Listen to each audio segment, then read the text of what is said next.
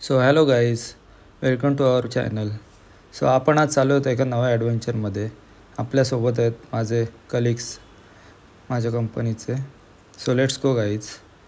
So आम्ही start केलं पेणवरून direct Hetwana मार्गी रोड. सो रोड तुम्ही बघू शकता किती सुंदर होता. एकदम जंगल सफारी झाली आमची. आणि रोडला काहीच गाड्या नव्हत्या, एकदम मोजक्या गाड्या होत्या. सो पुढे येतच आम्हाला खूप पाऊस लागलेला, कारण त्या दिवशी खूपच पाऊस होता. जंगल एकदम घनदाट होतं आणि एवढी शांतता होती की खरंच ती अनुभवण्यासारखी होती. सुंदर अशी सफारी झाली आमची. जवळजवळ पेण ते पडसरे डॅम हा 28 किलोमीटरचा प्रवास एकदम जंगल सफारी झाली आमची.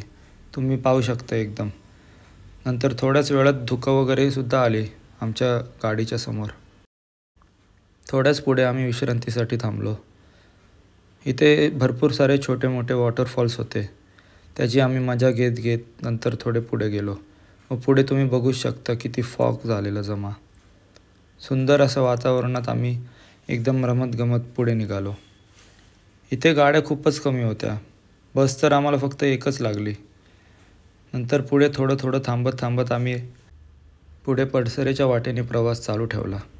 सो पुढे येतच गाईज आपल्याला राईटला जायचं आहे. इकडनं 2 फाटे फुटतील तुम्हाला. लेफ्टला जातो तो डायरेक्ट पालीला जातो व राईटला येतो तो डायरेक्ट पडसरे डॅमच्या इथे. सो तुम्ही पुढे पाहू शकता एवढं मुसळधार पाऊस होता त्या दिवशी. खरंच भयानक पाऊस होता. पाऊस काही थांबायचं नावच नव्हतं घेत. बाहेर एवढं सुंदर फॉग पडलेला की तुम्ही पाहू शकता. सुंदर असं जंगल आणि त्यात फॉगची मजा घेत आम्ही पुढे प्रवास कंटिन्यू केला. पुढे येतच आमचा खेळ सगळा खल्लास झाला, कारण तुम्ही फ्लो पाहू शकता. ह्या फ्लोमध्ये आम्ही जर गेलो असतो तर कायमचेच गेलो असतो दरीत. तर इथे काहीच रिस्क न घेता आम्ही ठरवलं की दुसऱ्या वॉटरफॉलला जायचं. आम्ही ऑप्शन्स तयारच ठेवलेले. सो काहीच रिस्क न घेता आम्ही पुढे 12 किलोमीटर पुढे आलो पडसरेपासून. व इथे रोडच्या साईडला विठ्ठलवाडी नावाचं एक सुंदर वॉटरफॉल आहे. एवढं सुंदर आहे की शब्दच नाही आहेत. आणि इथे फॅमिली, फ्रेंड्स वगैरे सगळे वयोगटातली लोकं एन्जॉय करू शकतात, कारण हा सेफसुद्धा आहे त्या मानाने. इथे तुम्ही फ्लो बघू शकता, खूपच वाढलेलं पाण्यामुळे.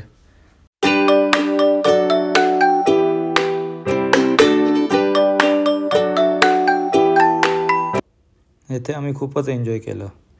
खूप म्हणजे खूपच मजा आली इथे. सगळीचकडे ग्रीनरी पसरलेली व पाठीमागे डोंगराच्या एकदम फॉग पसरलेला. खूपच छान धबधबा आहे. नक्की तुम्ही व्हिजिट केलं पाहिजे फॅमिलीसोबत. आणि एकदम सेफेस्ट वाटलं आम्हाला तर. माझे कलिग्स फर्स्ट टाईमच आलेले या साईडला. त्यांनी पण खूपच एन्जॉय केलं इथे. ते खुश पाहून मलासुद्धा खूपच आनंद झाला.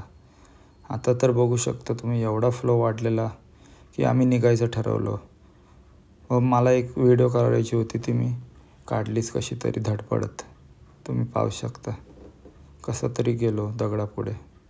पाण्याचा फ्लो मला रोखत होता, पण रीलच्या नादात मला ते काही सावरलं नाही व मी काढूनच दिली रील. आणि इथेही बघू शकता माझा मस्तीपणा कसा महागात पडला असता मला.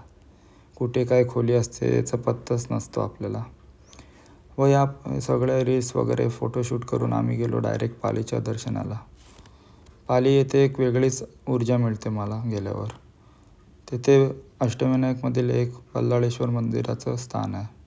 तुम्ही पाहू शकता. मंदिराच्या आतमध्ये काही फोटोशूटला परवानगी नसते, त्याच्यामुळे मी या नियमाचे पालन करून काहीच व्हिडिओग्राफी केली नाही. व आम्ही थोड्याच पुढे येताना गेलो ह्या डॅमवर. हा खूपच छान डॅम होता. ह्या डॅमचे नाव होते कवाले डॅम. खरंच सुंदर फ्लोसुद्धा होता इथे, बघू शकता तुम्ही. व पुढे आम्ही शेवट पाली हिल येथे केला. Thank you guys for watching. Please subscribe our channel and like also. Thank you so much guys. See you.